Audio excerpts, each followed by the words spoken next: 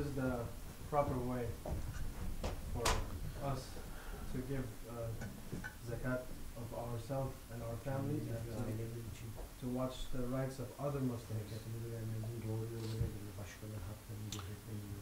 You're talking about physical zakat?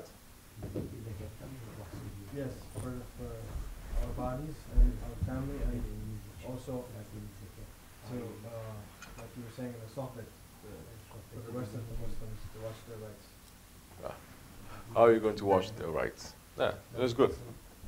Now, when it comes to your property, what you're supposed to give zakat according to your property, that is very easy. 1/40th part that you're supposed to give. Now, if there are other properties that you're holding for more than 1 year, then there are other calculations for that. It's very easy for man to calculate and to go to any imam, any scholar. If you want, you can Google it, and you will know. But it is more than that. It is more than just giving. In these days, the Muslims, they're not really giving proper zakat anyway. They're not. Because just, I'm saying, maybe individuals they are, maybe certain communities there are. But, for example, Holy Prophet ﷺ is saying, the water and the fire belongs to everyone. Okay? It is forbidden for us to buy and to sell it to each other. Now, fire, oil is included with that. Gas is included with that. Okay? Meaning that it belongs to everyone. It belongs to the Muslims. Now, I'm saying this because zakat is not being paid. The rights of every Muslim are on those governments and countries that they are pumping oil every day, and they are getting so rich with all the profits, but they're not giving the rights to the Muslims. Shaykh Effendi did a calculation. One country, with the revenue that they get. Once he did with oil, once he did just with Hajj, with the profit. And it says, just from the profit, what you make from the oil, every Muslim person on this planet, according to that calculation, they should get $1,000 a month. If there are 7 people in the family, they should get $7,000. So Muslims don't have to run after this dunya. It is there. And Muslims, what do? They're supposed to worship. They're supposed to send things to their graves and send it to the Akhirat.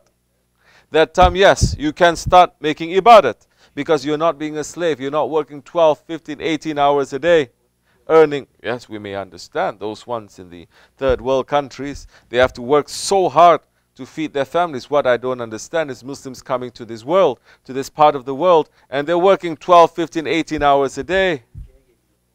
What kind of lifestyle you want? You want the lifestyle of your rich unbeliever neighbors. So there is something wrong there. So, now Allah is fair. That time, every Muslim, you'll have time to think, to make proper ibadat, to make zikr, to make proper relationship with one another, and to live Islam. That is not given to us. Understand? Our rights are not given to us. And Allah will question those ones. They're not being too smart too. All the oil that they have, more than 50%, they're giving it to the West anyway. I'm being very generous. I say more than 50%. Definitely it is more. If I say 90%, I'm not exaggerating. And whatever little that they have, they put it in their pockets and they refuse to give it to the people. Every Muslim country is so rich in all these resources, but What happened? Because the Muslim leaders, they are not real Muslim leaders. They are not living Islam. They're not practicing Islam. They're not taking Islam for their countries, for the laws of their country. They may say, it may look as if, but it is not. And all these rights of the people they keep.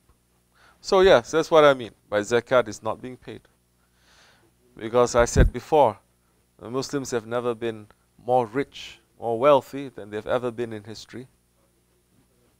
And all this richness is supposed to give free time to the Muslim, to the believer, to worship Allah, not to be a slave to the dunya. Take it for yourself now. What are the rights of others?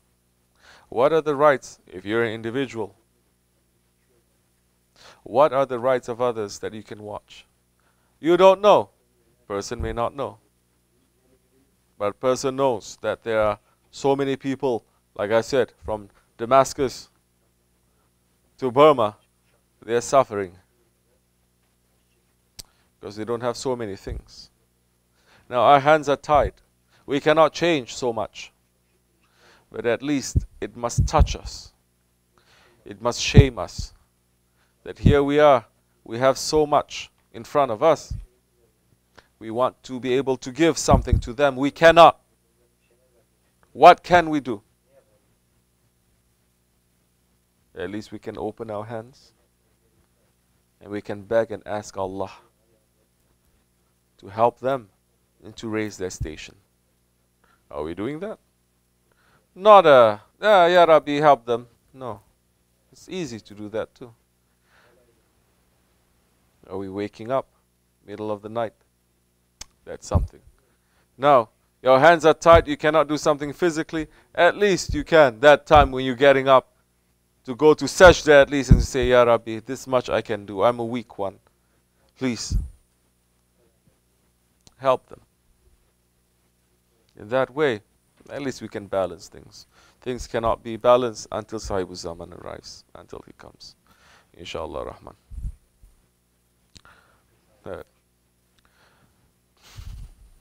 Assalamu alaikum.